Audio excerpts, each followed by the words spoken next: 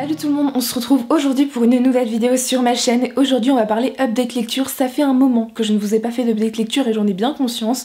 Du coup aujourd'hui je vous présente 3 romans et un album que j'ai lu durant le mois de septembre. Vous aurez un autre update lecture qui va arriver, je l'espère, assez rapidement sur ma lecture d'octobre, mais mon rythme ayant considérablement ralenti avec la fac, je vous assure qu'il n'y a pas énormément de lectures à vous présenter. Du coup aujourd'hui je vous présente à peu près toutes mes lectures de septembre. Le premier roman dont je vais vous parler, il s'agit de La théorie de l'iceberg de Christopher Bouy aux éditions Gallimard, collection Scripto. C'est le premier Scripto que les éditions Gallimard Jeunesse m'ont envoyé. Il est paru le 20 septembre, donc je vous en parle, on est mi-octobre, donc j'ai conscience qu'il y a du retard, mais la chronique était bien sortie la semaine de sortie de ce roman. Dans ce roman, c'est un roman feel good et on va suivre Noé qui a 15 ans, qui est assez solitaire, qui a très peu d'amis et qui a une passion, c'est le surf, mais un jour il va avoir un accident de surf qui va entraîner une conséquence, c'est qu'il va commencer à bégayer. Suite à ce bégaiement, il va arrêter le surf, il va l'avoir en maladie, hein, un trouble post-traumatique.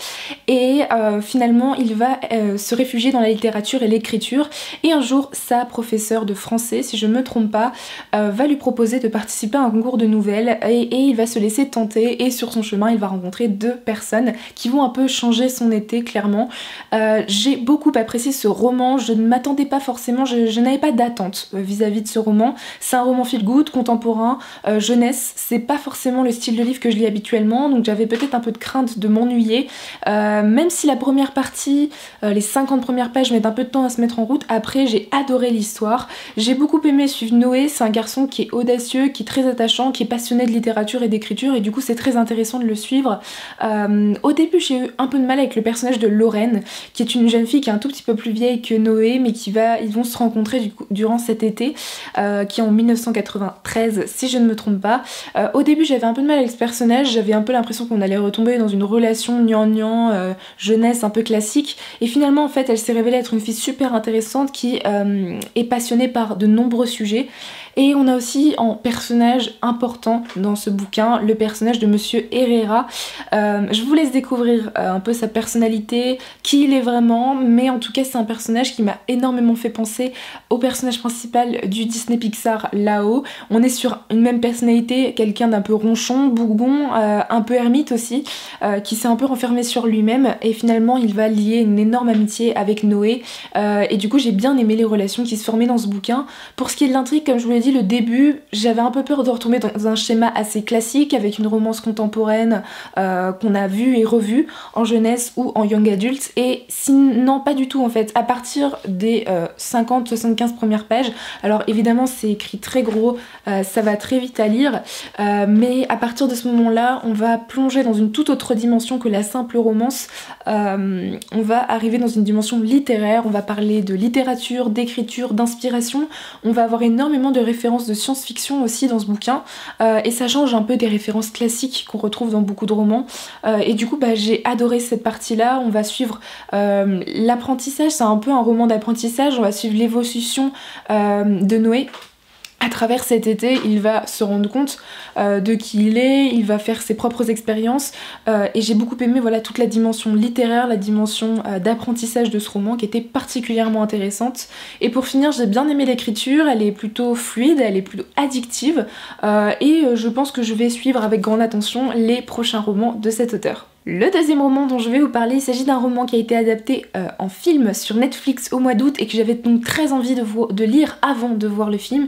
Il s'agit de To All the Boys I've Loved Before, qui est le tome 1 d'une trilogie écrite par Jenny Han et publiée ici aux éditions Scholastic. J'ai ici la version en VO anglaise, mais elle est sortie en VF aux éditions Panini Books, si je ne me trompe pas. En tout cas, ici on va suivre la Regine, qui est une jeune fille qui a 16 ans, qui va au lycée, qui a pas énormément d'amis, qui aime énormément sa famille et qui, à chaque fois qu'elle a un crush sur un garçon, au lieu de l'aborder, de parler avec lui, elle va tout simplement lui écrire une lettre qu'elle va ranger dans une boîte à chapeau et elle ne l'enverra jamais, en fait, une lettre d'amour, une lettre d'adieu aussi pour lui permettre de passer à autre chose, de tourner la page. Elle écrit une lettre, sauf qu'un jour en fait toutes ces lettres, il y en a 6 en tout, vont être envoyées par quelqu'un et elle va se retrouver dans des situations assez rocambolesques. J'ai beaucoup apprécié apprécié ce premier tome. Ça fait longtemps que j'avais pas lu de romance et ça m'a fait un bien fou. J'en avais lu quelques-unes cet été, mais avant l'été j'en avais lu très peu et du coup ça m'a fait du bien de me relancer un peu dans la romance. Avec celui-ci j'ai passé un très très bon moment. J'ai déjà adoré le personnage de Lara Jean. C'est un personnage qui est très drôle, qui a extrêmement peu de confiance en soi. On avait beaucoup de points communs toutes les deux durant le roman et du coup ça m'a fait plaisir de pouvoir m'identifier sur certains aspects avec ce personnage. C'est une fille qui est pas tout le temps réfléchie, qui fait des gaffes évidemment, mais qu'on aime bien suivre. J'ai aussi adoré le fait que on suive bien la famille de cette fille, c'est-à-dire que souvent dans les romans young adultes, la famille du personnage principal est souvent évincée, on entend très peu parler. Ici on va parler surtout des relations entre sœurs et le fait que sa mère soit décédée et que ce soit son père qui élève 3 filles. J'ai bien aimé toutes leurs relations, j'ai bien aimé voilà, que la famille soit mise en avant et je me suis beaucoup retrouvée dans la relation qu'elle a avec ses sœurs parce qu'elles sont 3 et moi j'ai encore 2 petites sœurs et du coup je me suis beaucoup retrouvée, beaucoup identifiée à elle aussi de ce point de vue là. J'ai bien aimé les 2 sœurs, il y en a une qu'on voit très très peu finalement dans le roman, mais la petite qui s'appelle Kitty si je ne me trompe pas est vraiment très malicieuse, elle est très drôle, j'ai beaucoup aimé son personnage. Pour ce qui est des personnages principaux masculins, parce que oui, il y a un triangle amoureux dans ce roman qui n'est pas forcément si gênant que ça. Je trouve que c'est assez bien traité pour que ça ne soit pas gênant et que ça retombe pas dans des clichés. J'ai bien aimé les 2 personnages. J'ai mon petit coup de cœur pour Peter parce que j'ai bien aimé sa manière d'être. C'est quelqu'un qui est plutôt intelligent, qui est adorable avec Lara Jean. Alors je suis pas d'accord forcément avec tous ses comportements, mais je penche plutôt vers ce personnage plutôt que vers l'autre dont je me souviens évidemment plus du nom. Voilà, donc pour les personnages je les ai plutôt bien appréciés. Pour ce qui est de l'intrigue, j'ai dévoré ce bouquin en 2 jours, c'est pour ça que ça m'a fait du bien. Ça se lit tout seul, il y a du rythme, il y a de l'action, il y a des péripéties, on ne s'ennuie pas, l'auteur ne s'appesantit pas sur des milliards de descriptions ou je ne sais quoi, elle va un peu droit au but, mais elle nous laisse quand même dans une idée de suspense. J'ai beaucoup aimé la fin, même si elle m'a un peu frustrée, donc j'ai très très envie de lire la suite.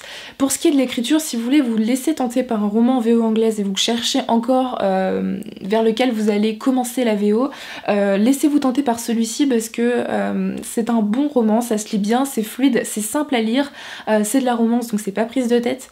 En tout cas moi j'ai beaucoup apprécié ce roman, je vous le recommande si vous aimez la romance, le contemporain ou si vous n'aimez pas la romance du tout. Vous pouvez toujours vous laisser tenter par ce premier tome, en tout cas j'ai hâte de lire la suite de la trilogie. Et on passe au 3e roman de cette update lecture avec un tout autre genre, on ne reste plus dans le contemporain, on ne reste plus dans la romance mais on part dans un policier thriller avec Carnaval de Ray Célestin aux éditions 10-18 collection Grand Détective. Ici nous sommes dans un policier historique et nous sommes en 1919 et un tueur en série qu'on appelle le tueur à la hache va s'attaquer à des habitants de la Nouvelle-Orléans et va laisser sur les lieux du crime des cartes de tarot. Évidemment nous on va suivre des enquêteurs, plusieurs enquêteurs, 4 en tout qui vont mener leur enquête pour trouver qui est ce tueur à la hache et pourquoi il commet ces crimes. Ça a été une bonne lecture dans l'ensemble, j'ai passé plutôt un bon moment. Alors c'est une petite briquette quand même, hein. Il fait un peu plus de 500 pages, j'ai mis un peu de temps à lire mais j'ai passé un excellent moment avec ce roman. Donc nous allons suivre 4 personnages, on va suivre un policier qui s'appelle Michael Talbot, un journaliste John Riley, une jeune secrétaire qui s'appelle Ida et un ancien policier qui s'est tout juste sorti de prison qui s'appelle Lucas D'Andrea. Ces 4 personnages vont chacun mener leur enquête pour découvrir le tueur à la hache et vont chacun mener 4 enquêtes assez différentes même s'il y a des liens entre chaque enquête. J'ai trouvé ça plutôt intéressant. Alors au niveau des personnages je reste un peu sur ma faim, c'est-à-dire que j'ai beaucoup aimé les suivre, c'est des personnages intelligents, perspicaces, mais pour moi il manque un peu de chaleur, j'ai eu un peu de mal à m'attacher aux personnages, j'ai aimé les suivre mais j'ai pas réussi à avoir de la pitié pour eux, à ressentir de sentiments pour eux. Du coup je suis un peu restée froide et assez distante avec les personnages, ce que je trouve un peu dommage parce qu'il leur arrive des choses pas forcément cool, mais par contre j'ai aimé le fait que chaque personnage soit confronté à des problèmes de l'époque. On est dans les années 20, au début des années 20 et on va voir les notions de racisme, on va voir les notions de sexisme, la drogue par exemple, donc voilà chaque personnage n'est pas tout parfait, n'est pas sans défaut, et j'ai trouvé ça génial qu'il soit confronté aux problèmes de l'époque, de la période historique qui est traitée ici. Mais par contre voilà, on va suivre ces 4 personnages qui du coup vont chacun suivre leur enquête. Alors les enquêtes sont assez bien ficelées, j'ai été assez étonnée par la fin, je l'avoue, la fin est pleine de suspense, pleine d'action. On finit un peu en cliffhanger et j'ai adoré la fin qui promet un deuxième tome plutôt sympa. Je vous rassure, si vous voulez lire ce roman en une fois et ne pas continuer avec les autres romans de l'auteur, vous pouvez, il y a toutes les réponses à la fin, hein, il n'y a pas de, c'est pas une enquête qui dure sur plusieurs tomes, il y a le fin mot de l'histoire à la fin de ce roman. Mais du coup j'ai bien aimé le fait que ce soit très bien ficelé, mais pour moi le défaut de ce roman c'est on a du mal à suivre les 4 enquêtes déjà différentes des personnages, avec énormément de personnages secondaires qui pour moi on n'apprend pas assez à les connaître, et du coup j'étais perdue. C'est-à-dire qu'au lieu de chercher en même temps que les personnages principaux le coupable de ces meurtres, eh bien je me laissais porter parce que j'étais complètement perdue par moments. Je ne savais plus qui était qui, voilà, je ne retenais que les 4 personnages principaux et j'avais vraiment du mal à retenir les suspects qui sont quand même à un nombre incalculable dans ce roman. Pour autant, ça m'a pas empêché d'aimer ce roman. J'ai aimé la période historique traitée, j'ai adoré cette ambiance assez fascinante des années 20 à la Nouvelle-Orléans, c'est vraiment super intéressant. Voilà, il y a la drogue, l'alcool, la prostitution, c'est une ambiance voilà, une atmosphère assez fascinant, et on va aussi rencontrer par exemple le personnage de Louis Armstrong. Ça j'ai trouvé ça super sympa aussi, je m'attendais pas à rencontrer un personnage réel, et j'ai aussi aimé que cette histoire soit basée sur des faits réels, c'est-à-dire que le tueur à la hache en la Nouvelle-Orléans au début des années 20 a réellement existé, c'est une réelle enquête. Je ne sais pas si l'enquête a vraiment été résolue, mais en tout cas dans ce roman elle l'est, et voilà, j'ai aimé que ça se base sur des faits réels, j'ai trouvé ça très intéressant. Pour ce qui est de la plume, je l'ai trouvé plutôt fluide, c'était assez prenant, mais comme je vous l'ai dit c'était un peu brouillon de temps en temps parce que je me perdais dans le trop grand nombre de personnages secondaires. Mais en tout cas j'ai hâte de lire la suite parce que la toute fin promet d'être assez sympathique pour le second tome. Et enfin on va passer au dernier livre de cette update lecture. Il s'agit cette fois-ci non d'un roman mais d'un album jeunesse qui m'a été envoyé par les éditions Gallimard Jeunesse, que je remercie énormément. Il s'agit de Capitaine Rosalie de Timothée de Fontbelle et illustré par Isabelle Arsenault, donc publié aux éditions Gallimard Jeunesse.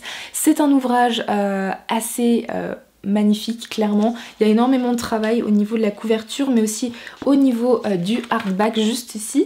Dans cette histoire on va suivre Rosalie, nous sommes dans l'hiver 1917, donc en pleine première guerre mondiale, et on va suivre cette jeune fille qui a vu son père partir au front et qui vit du coup avec sa mère, et cette petite fille pense être un soldat en mission dans le pays pour sauver la guerre. Et j'ai trouvé ça super intéressant, le fait de voir la guerre à travers les yeux d'une petite fille qui ne comprend pas forcément tout à ce qui se passe, mais qui est quand même très perspicace, très intelligente. Voilà, j'ai trouvé ça plutôt intéressant. J'ai bien aimé La plume de Timothée de Fontbelle. Évidemment c'est un album qui fait à peine 50 pages, quelque chose comme ça. Voilà, il fait 60 pages donc ça se lit très rapidement. J'ai bien aimé les dessins d'Isabelle Arsenault, c'est des dessins qui payent pas de mine, c'est-à-dire qu'ils sont assez simples mais finalement reflètent assez l'innocence du personnage principal, et du coup j'ai trouvé ça super sympa, j'ai trouvé ça très prenant, c'est très émouvant comme histoire. C'est un album qui est pas forcément pour les plus jeunes parce que la fin elle est très prenante, voilà, il y a énormément de sentiments et je pense que ça pourrait faire pleurer plus d'un petit, mais je pense qu'à partir de 6, 7, 8 ans on peut faire lire cet album aux plus jeunes, et du coup je trouve ça plutôt intéressant de pouvoir faire découvrir aux jeunes la Première Guerre mondiale à travers un livre qui n'est pas forcément violent, qui n'est pas basé sur la violence mais plutôt sur les sentiments et la manière dont est traitée la guerre par une petite fille dont les jeunes peuvent s'identifier en fait à elle. Et du coup voilà, j'ai trouvé ça super sympa. Je remercie les éditions Gallimard de me l'avoir envoyé parce que je ne regrette pas, et du coup il fait partie un peu de mes petites pépites de ma bibliothèque. Voilà tout le monde, cette update lecture est terminée, j'espère qu'il vous aura plu. N'hésitez pas à me dire en commentaire si un de ces livres vous tente ou si vous les avez lus. En tout cas moi ça a été de très bonnes lectures, et du coup moi je vous souhaite de très belles lectures et je vous dis à très bientôt dans une prochaine vidéo. Bye!